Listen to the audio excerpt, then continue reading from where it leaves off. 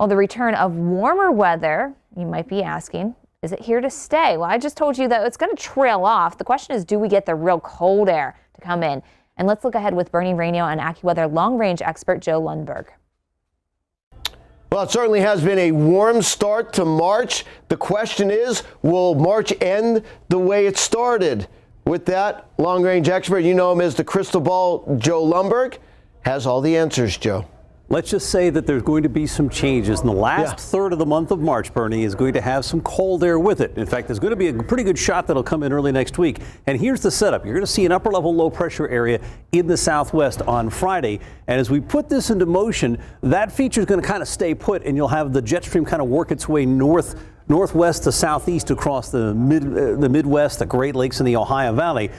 Pretty mild this weekend when you compare it to the historical averages. But wait, this disturbance in here is going to bring with it some cold air, but it waits in the wings until this feature in here in the southern branch gets out of the way.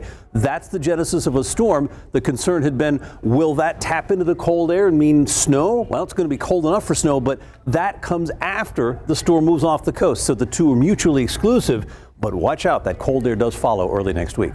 And, you know, Joe, here's the thing, though. It's not, you don't think it's going to be cold the entire time. It's more like episodes of cold air for some. Yeah, I think the first one that comes down early next week is the coldest shot for the Mid-Atlantic and Northeast.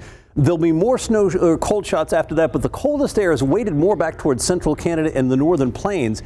And I think that you're just going to see it come in waves, but these are the areas that would be most susceptible to having some snow chances late this week. And there will be one more storm for next week, next Wednesday, Thursday, Friday, and Saturday, comes out of the southern branch. That feature in the south and west works its way across the Gulf Coast region, but the cold air is gone by then, which means mostly rain in the eastern half of the country, and it could be a real soaker with a threat for severe weather along the Gulf Coast in Florida.